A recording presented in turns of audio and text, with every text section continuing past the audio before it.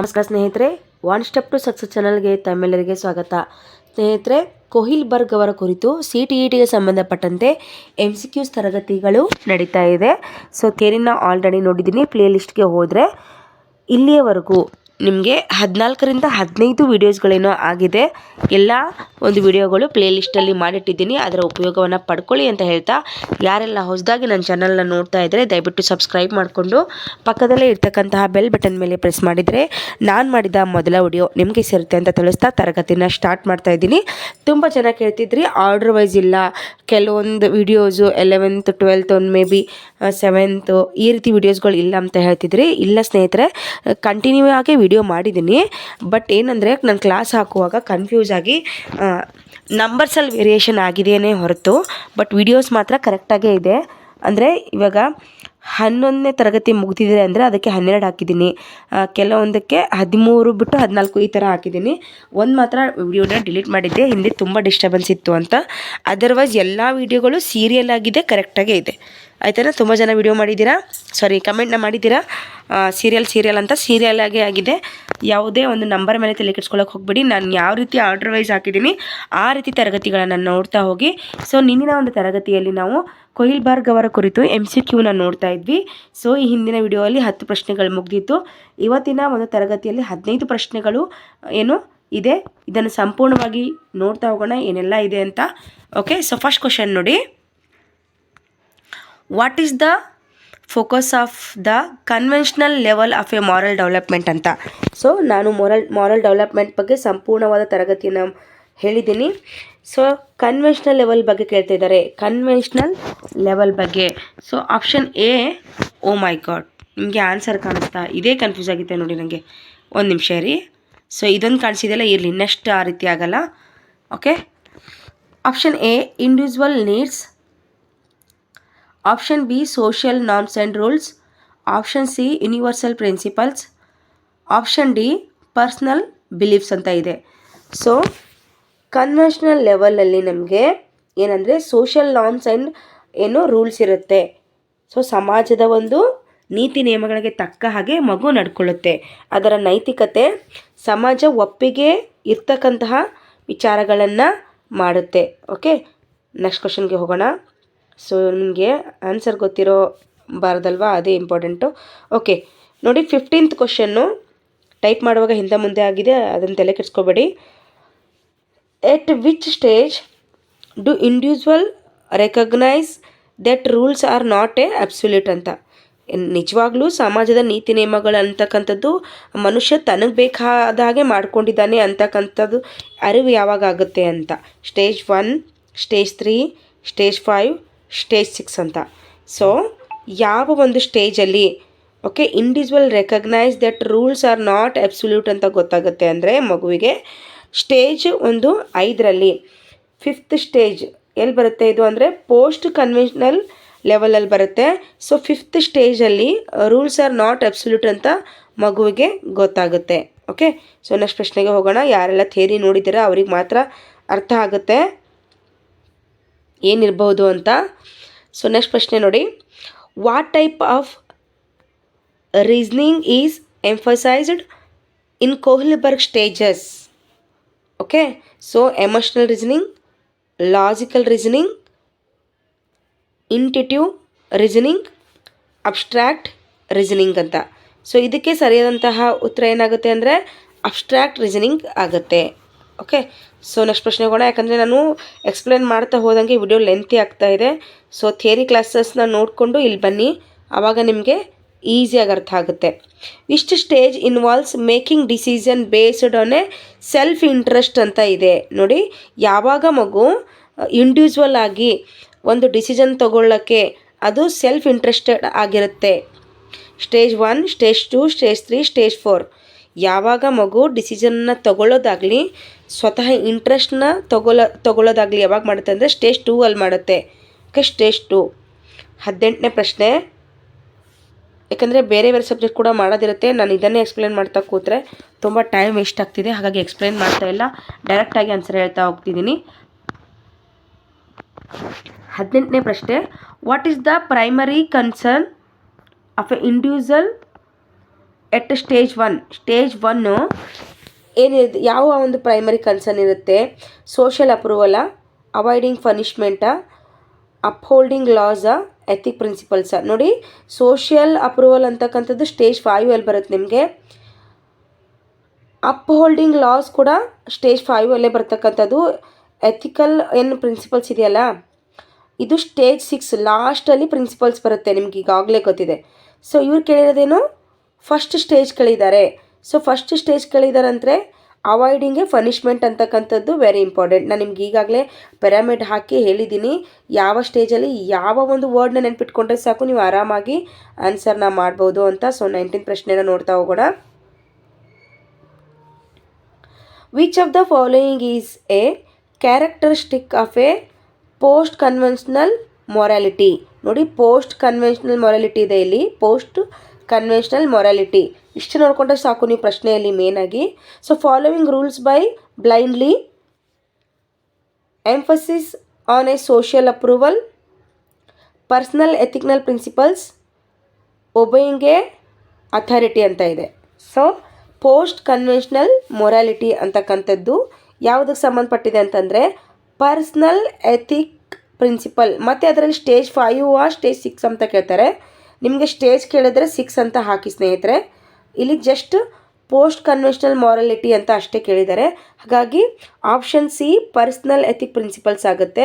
Principles ಯಾವ ಸ್ಟೇಜಲ್ಲಿ ಬರುತ್ತೆ ಅಂದರೆ 6th ಸ್ಟೇಜಲ್ಲಿ ಬರುತ್ತೆ. ಓಕೆ, ಸೊ ನೆಕ್ಸ್ಟ್ ಪ್ರಶ್ನೆ ಹೋಗೋಣ. 20ನೇ ಪ್ರಶ್ನೆ.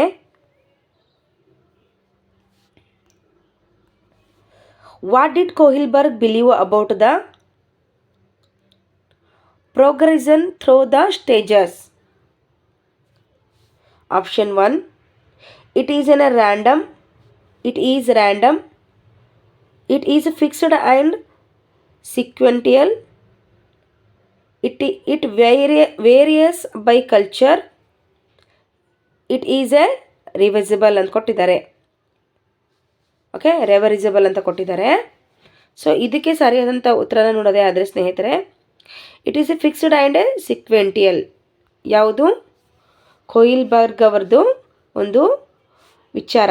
ಸೊ ನೋಡಿ, ಬಿ, ಆಪ್ಷನ್ ಬಿ ಕರೆಕ್ಟ್ ಆಗುತ್ತೆ. It is a fixed and sequential. ಮತ್ತು ಹಿಂಗಂದರೆ ಏನು ಮೇಡಮ್ ಅಂದರೆ ನಾನು ಎಕ್ಸ್ಪ್ಲೇನ್ ಮಾಡ್ತಾ ಕೂತ್ಕೊಳ್ಳಲ್ಲ, ವಿಡಿಯೋ ತುಂಬ ಲೆಂತ್ ಆಗುತ್ತೆ. ಸೊ ಆಲ್ಮೋಸ್ಟ್ ಬೇಗ ಹೋಗೋಣ, ಯಾಕಂದರೆ ಆಲ್ಮೋಸ್ಟ್ ಡಿಸೆಂಬರ್ ಮುಗಿದಿದೆ, ಜನವರಿ ಒಂದೇ ಮಂತ್ ಇರೋದು ನಿಮಗೆ. Which stage is A associated with the idea of A social contract? ಯಾವ ಒಂದು ಸ್ಟೇಜಲ್ಲಿ ನಾವು ಸೋಷಿಯಲ್ ಕಾಂಟ್ರಾಕ್ಟ್ನ ನೋಡ್ತೀವಿ? ಸ್ಟೇಜ್ 3, ಸ್ಟೇಜ್ 4, ಸ್ಟೇಜ್ 5, ಸ್ಟೇಜ್ 6 ಅಂತ ಇದೆ. ಸೊ ಕಾಮನ್ ಆಗಿ ನಾವು ಸ್ಟೇಜ್ 5 ಅಲ್ಲಿ ಸೋಷಿಯಲ್ ಕಾಂಟ್ರಾಕ್ಟ್ನ ನೋಡ್ತೀವಿ. ಓಕೆ, ಸೊ ನೆಕ್ಸ್ಟ್ ಪ್ರಶ್ನೆಗೆ ಹೋಗೋಣ. 22 ಏನಿದೆ ನೋಡಿ. What is A key feature of A stage 6? ಎಷ್ಟು ಸಲ ರಿಪೀಟ್ ಆಯಿತು ಅಂದರೆ ಪಟ್ ಅಂತ ಆನ್ಸರ್ ಮಾಡ್ಬೋದು actually. Focus on A social rules, emphasis on a individual rights, concern for a personal gain, ಅದಾದಮೇಲೆ adherence to authority ಅಂತ ಕೊಟ್ಟಿದ್ದಾರೆ. ಸೊ ಇದಕ್ಕೆ ಸರಿಯಾದಂಥ ಉತ್ತರ emphasis on a individual rights ಅಂತ ಆಗುತ್ತೆ.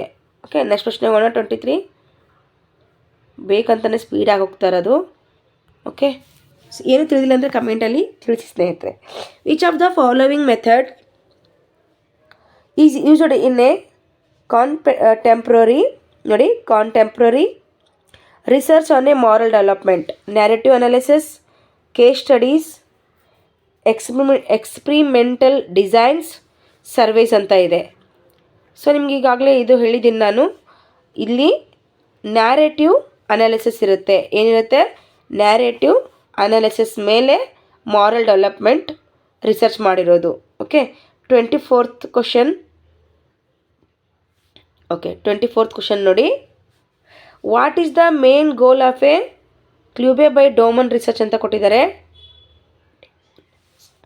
ನೋಡಿ. ಇದು ಬೇಡ, ಸೊ ಇದು ಅಲ್ಲಿ ಪ್ರಶ್ನೆ ಇಲ್ಲ, ನಾನು ನಿಮ್ಗೆ ಥಿಯರಿ ಹೇಳಿದಾಗ ಇದು ಬಂದಿರಲಿಲ್ಲ. ಸೊ ನೆಕ್ಸ್ಟ್ ಹೋಗೋಣ. Okay, question 5. Which stage involves? ಇದು ಈ ಏನು ಟಾಪಿಕ್ ಬಂದಿಲ್ಲ ಸ್ನೇಹಿತರೆ, ಕೊಬ್ಲೆ ಅಂತ ಇವ್ರ ಬಗ್ಗೆ ಮೊದಲು ನಿಮಗೆ ನಾನು ಹೇಳ್ಕೊಡ್ತೀನಿ, ಆಮೇಲೆ ಇವ್ರ ಬಗ್ಗೆ MCQ ನಾನು ಮಾಡ್ತಾ ಹೋಗೋಣ. ಯಾಕಂದರೆ ಇದರಲ್ಲಿ ಟೈಪ್ ಮಾಡಿಬಿಟ್ಟಿದ್ದೀನಿ ನಾನು ಹಾಗೇ. ಇವ್ರ ಬಗ್ಗೆ ನಿಮ್ಗೆ ಗೊತ್ತಿರಲಾರ್ದೇ MCQ ಮಾಡೋಕ್ಕಾಗಲ್ಲ ಅಲ್ವಾ, ಹಾಗಾಗಿ ಆ ಕ್ವಶನ್ ಸ್ಕಿಪ್ ಮಾಡಿದ್ದೀನಿ. ಮೊದಲು ಇವ್ರ ಬಗ್ಗೆ ಹೇಳ್ಕೊಡ್ತೀನಿ, ಆಮೇಲೆ ನೀವು MCQ ಮಾಡುವಂತೆ. ಓಕೆ, ಸೊ ನೋಡಿ, which stage involves understanding the importance of a relationships and being seen as a good person.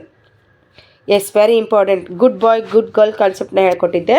Stage 1, stage 2, stage 3, stage 4 ಅಂತ ಇದೆ. ಸೊ ಇಲ್ಲಿ ಗುಡ್ ಬಾಯ್ ಗುಡ್ ಒಂದು ಗರ್ಲ್ ಅಂತಕ್ಕಂಥ ಕಾನ್ಸೆಪ್ಟ್ ಬರೋದು ಸ್ಟೇಜ್ 3ಯಲ್ಲಿ. ಸೊ ನಮಗೆ ಏನಂದರೆ ಶಬಾಷ್ ಅನ್ಬೇಕು, ಅಥವಾ ನಮಗೇನಾದರೂ ಗಿಫ್ಟ್ ಕೊಡಬೇಕು, ನಮಗೆ ಗುಡ್ ಬಾಯ್ ಅನ್ಬೇಕು ಅಥವಾ ಗುಡ್ ಗರ್ಲ್ ಅನ್ಬೇಕು ಅನ್ನೋ ಕಾನ್ಸೆಪ್ಟಲ್ಲಿ ಮಕ್ಕಳು ಏನಂತಾರೆ, ಮೊರಾಲಿಟಿನ ತೋರಿಸ್ತಿರ್ತಾರೆ. 26 ಪ್ರಶ್ನೆ ನೋಡಿ. ಓಕೆ, 26 ಪ್ರಶ್ನೆ. What is the limitation of a Kohlberg research methodology? Option 1, it is too broad. It was too broad. It lacked diversity in a participants ಅಂತ ಕೊಟ್ಟಿದ್ದಾರೆ. ಆಪ್ಷನ್ ಸಿ ಯಲ್ಲಿ it was too focused on adults. It did not use interviews ಅಂತ ಕೊಟ್ಟಿದ್ದಾರೆ. So ಇದಕ್ಕೆ ಸರಿಯಾದಂಥ ಉತ್ತರ ಅಂತಂದರೆ ಸ್ನೇಹಿತರೆ, ವೆರಿ ಇಂಪಾರ್ಟೆಂಟ್, ನೆನ್ಪಿಟ್ಕೊಳ್ಳಿ, it lacked diversity in a participates ಅಂತ ಆನ್ಸರ್ ಆಗುತ್ತೆ. ಓಕೆ, ಸೊ ಕೋಹಿಲ್ಬರ್ಗ್ ಥಿಯರಿಯಲ್ಲಿ ಇದೊಂದು ಲಿಮಿಟೇಷನ್ ಆಗಿದೆ. ಸೊ 27 ಪ್ರಶ್ನೆ. Which of the following is a criticism? ಓಕೆನಾ, criticism Kohlberg theory regarding gender. Kohlberg ಅವರ ಒಂದು ಥಿಯರಿಯಲ್ಲಿ ಯಾವುದರ ಒಂದು ಅಂತಂದರೆ ಈ ಲಿಂಗದ ಕುರಿತು, ಓಕೆ, ಜೆಂಡರ್ ಅಂದರೆ ಲಿಂಗ ಅಲ್ವಾ, ಕ್ರಿಟಿಸಿಸಮ್ ಆಗಿದೆ ಅಂತ ಪ್ರಶ್ನೆ ಆಗಿದೆ. So it is too focused on a men. It does not consider cultural differences. It is too simplicity ಅಂತ ಕೊಟ್ಟಿದ್ದಾರೆ. It is too simplistic. Option ಡಿಯಲ್ಲಿ ಇಟ್ ಈಸ್ ಟೂ ಕಾಂಪ್ಲೆಕ್ಸ್ ಅಂತ ಕೊಟ್ಟಿದ್ದಾರೆ. ಸೊ ಇದಕ್ಕೆ ಸರಿಯಾದಂಥ ಉತ್ತರ it is too focused on a men. So Kohlberg ಅವರ ಥಿಯರಿಯಲ್ಲಿ ಜಾಸ್ತಿ ಮೆನ್ ಕಡೆಗೆ ಜಾಸ್ತಿ ಫೋಕಸ್ ಮಾಡಿದ್ದಾರೆ. ಸೊ ಇದು ಒಂದು ಕ್ರಿಟಿಸಿಸಮ್ ಆಗಿದೆ, ಅವರ ಥಿಯರಿಯ ಕ್ರಿಟಿಸಿಸಮ್ ಆಗಿದೆ, ನೆನಪಿರಲಿ. ಸೊ 28ನೇ ಪ್ರಶ್ನೆ ನೋಡ್ತಾ ಹೋಗೋಣ. What is the primary concern of a individual stage 4? Stage 4ಅಲ್ಲಿ ನೋಡಿ, ಸ್ಟೇಜ್ 4ಅಲ್ಲಿ ಪ್ರೈಮರಿ ಕನ್ಸರ್ನ್ ಯಾವುದು ಅಂತ. Personal relationships, social order and law, individual rights and personal gain ಅಂತ ಕೊಟ್ಟಿದ್ದಾರೆ. ಸೊ ನೋಡಿ ಸ್ನೇಹಿತರೆ, ಇಲ್ಲಿ ಸ್ಟೇಜ್ 4 ಅಂತಕ್ಕಂಥದ್ದು ನಿಮಗೆ ಆಲ್ರೆಡಿ ಗೊತ್ತಿದೆ. ಸೋಷಿಯಲ್ ಆರ್ಡರ್ ಆ್ಯಂಡ್ ಲಾ, ಸಮಾಜದಲ್ಲಿರ್ತಕ್ಕಂಥ ನೀತಿ ನಿಯಮಗಳು ಮತ್ತು ಕಾನೂನಿಗೆ ತಕ್ಕಂತೆ ಮಗು ಏನಾಗುತ್ತೆ, ನೈತಿಕತೆಯನ್ನು ತೋರಿಸುತ್ತೆ. 29th ಕ್ವಶನ್ನ ನೋಡ್ತಾ ಹೋಗೋಣ. ನೋಡಿ 29th question. Which stage is characterized by a focus on universal ethical principles ಅಂತ ಕೊಟ್ಟಿದ್ದಾರೆ. ಎಲ್ಲಿ ಪ್ರಿನ್ಸಿಪಲ್ಸ್ ಅಂತ ಬರುತ್ತೆ ಅದು ಸ್ಟೇಜ್ 6 ಆಗುತ್ತೆ. ಸೊ ನೀವು ಓದೋ ಅವಶ್ಯಕತೆನೇ ಇಲ್ಲ ಅನ್ಕೋತೀನಿ. ನನ್ನ ಕ್ಲಾಸ್ ಯಾರು ಕರೆಕ್ಟಾಗಿ ನೋಡಿದ್ದೀರಾ, ನೀವು ಆರಾಮಾಗಿ ಇಷ್ಟು ಸ್ಟೇಜ್ಗಳ ಬಗ್ಗೆ ಆನ್ಸರ್ ಮಾಡ್ತೀರಾ. ಸೊ ಎಲ್ಲಿ ಎಥಿಕ್ ಪ್ರಿನ್ಸಿಪಲ್ಸ್ ಬರುತ್ತೆ ಅದು ಸ್ಟೇಜ್ 6 ಆಗಿರುತ್ತೆ. ಓಕೆ, ನೋಡಿ ಸ್ಟೇಜ್ 6 ಆಗಿದೆ. Last question. ನಿಮ್ಗೆ ಆನ್ಸರ್ ಕಂಡ್ರೂ ಕೂಡ ನೀವು ಆನ್ಸರ್ ಮಾಡಲ್ಲ, ನೋಡಿ ಬೇಕಿದ್ರೆ. ಓಕೆನಾ. What is the significance of the Heinz dilemma in a Kohlberg research ಅಂತ ಕೊಟ್ಟಿದ್ದಾರೆ. It illustrate emotional reasoning. It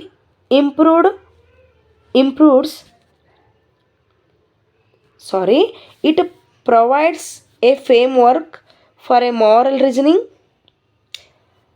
it focus on a societal norms. Lastly it emphasize personal gain ಅಂತ ಕೊಟ್ಟಿದ್ದಾರೆ.